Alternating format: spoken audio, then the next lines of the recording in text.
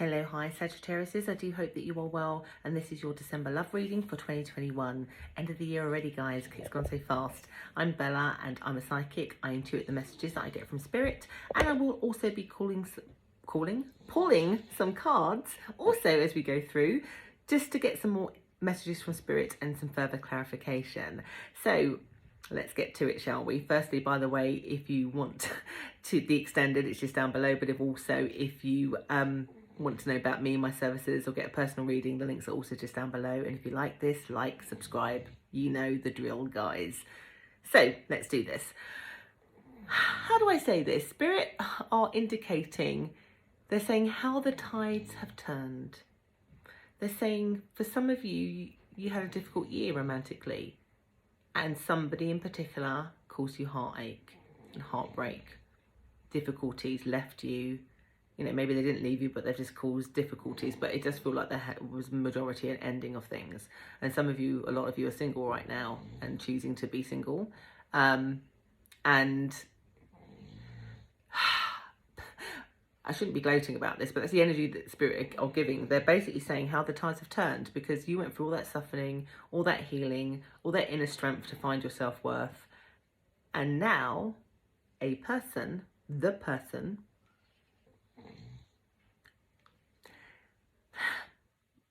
they are now feeling it.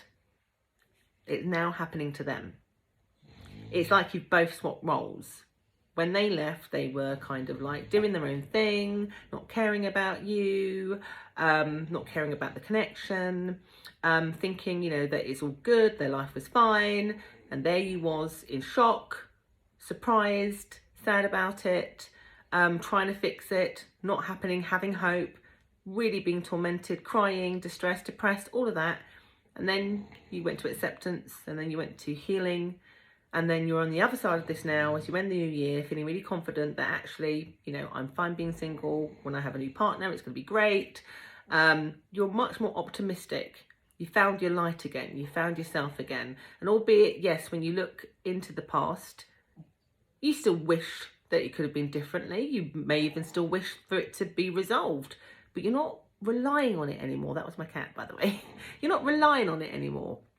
You are basically just in a much more happier place. Sorry, I've got cats and dogs. That's my house. I've got 3 cats and 2 dogs. You might see a cat. You'll most certainly always hear one of my dogs, because they have a bark, or one of them who sits right beside me snores his little head off sometimes. So I do apologise. Anyhow, what spirit are saying is the shift dynamic is different, because they are now experiencing all those things I just said. They are now experiencing the heartache, the loss, the realization, the remorse, the pain about it. They're now going through their grief, because what they thought they were leaving, or they were in denial, or whatever, just hasn't panned out for them. They are now, it's blown up in their face. Things are going south for them, because the universe is not trying to be mean. It's trying to teach them a lesson about balance and authenticity and love and responsibility, and how you can't treat others without there being consequences, to a certain degree, karma, basically. And so they're losing, either if they left you for somebody else, that is falling to shit. If they focused on money and work, that is falling to shit. Sorry about the language, but that's how it's coming across. But not just that, it's almost like it's hit them square between the eyes, that you was the person that they could have built with, that you was their support system, that you was their everything. It's now catching up with them. That's how it's coming across. So as a result of that, it's like they want to step forward, but I have to say they are 100% intimidated. They are basically looking at you, and I think some are literally looking at what you're doing, and they're looking to see if there's any tiny little bit of hope. And in fact, they may have already started to communicate. If not, do expect it. But the communication may seem like it's innocent, but they are testing the water. You know, they are testing to see. They might, you know, suddenly need to drop something off at your house, and they just look at you and give you eye contact to see whether, you know, there's a feeling, a vibe, just to see that they're testing the water. If I text, how will they respond? Testing the water, because they're not brave enough to step forward. Now, for those of you who still want this person, they just need to be brave, because then you'll make a decision. But they won't have the same version of you. You will be different. They will need to level up. They will need to match that. They will need to be offering balance. They will need to offer and show that they have had some self-reflection and change, and to say to you what has changed in order for there to be any dynamic about you coming together again. That's how it's kind of been shown. The way it's kind of been shown is a bit 50-50. Some Sagittarius won't want them back. You'll be like, thanks but no thanks, or thanks for the apology, or thanks for the attempt, and thanks for the realization, but it's a bit too late, because I now don't trust you anymore, or I have moved on. I feel better. I see myself differently. I feel more whole, whereas I thought I couldn't cope without you, now I can. So for a lot of your people, there may be some disappointment when it comes to trying to get their Sagittarius back. If I'm being honest with you, if I was judging this, because this is general, probably about 80% of Sagittarius will not want their person back. But for the 20% of you that do, I don't even think you're still going to make it easy. Not at all. I get your wall is up. You'll be asking what's different. You'll be looking for red flags. You'll cut their head off at the first, moment that they even remotely show that they haven't changed, or that they're not going to put in, they're not going to be committed, whatever it is for you.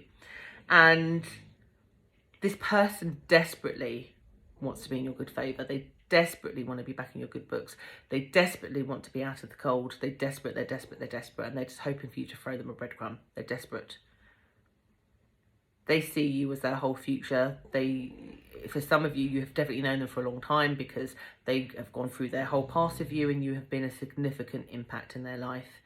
And it's literally like they've just woke up and said, what the hell have I done? That's the energy that I get. And it really, really, really will be your guys' decision.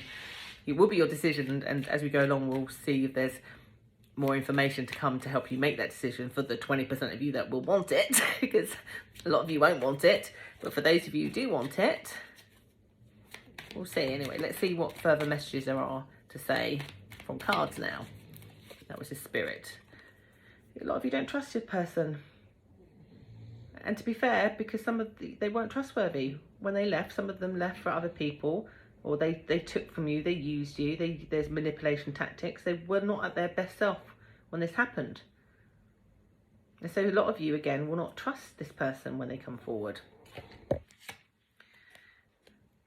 mean, I have to say, when I look at their energy, that they feel so desperate that I think that's not necessarily applicable at this moment in time. But, this is a space in time. This is energy, just because of how they feel right now. If they got too much quickly into their comfort zone, they could. And we can have a look at that. They are willing to fight. And they're coming in quite fast. So once they've figured out, tested the water with you, seen if it's safe, if they think it's safe to come in for the 20% you want them, then they will try to come in hot and heavy and fast with passion. They will fight tooth and nail to try and get this connection back with you. They will make you want to trust them again. Whatever it takes, and quick and fast. They might want to come in so fast that they bamboozle you as well. There might be also a slight indication of love bombing, which is always a bit of a red flag for me. I have to say, the continuation goes on, you still don't trust them. I think there's also an element with this Spirit of saying they've always needed something from you, needed your support, needed your guidance, needed your insight, needed your money, needed something from you.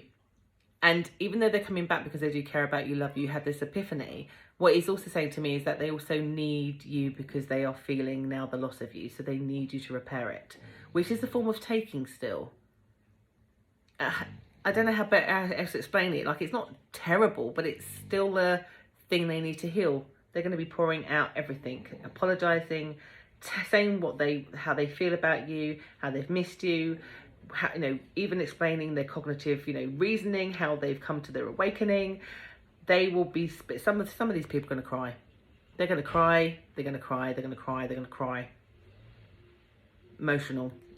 These cards are slightly different from other ones. So if you're reading this as a tarot reader going, that's not what it means. This is the After Tarot deck. It's slightly different. See that outpouring? A normal King of Cups is somebody who, yes, they can be emotional, but they do hide it from themselves. This King of Cups, no. This King of Cups pours it all out. And see how much of it is a whole bloody river. And it can lead for those of you who want this, because like I said, some of you see how that person's packed up and they've gone away from the market. Some of you will be gone. The 80% will be like, no, thank you. Thanks for pouring your heart out, but I'm not interested. But for others of you, this is the marriage card in the traditional sense. This is commitment. They will offer commitment.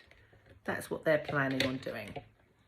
So what I'm going to do now is I'm going to go to extended and see whether that is going to last. See whether that is worth you. For those of you who want this person, I want to see whether they will. And I just was shuffling again and the card flicked out, which is slightly giving me an indication, but we'll look at that in the extended. So anyway, if you want to join me, the link is just down below. Take care.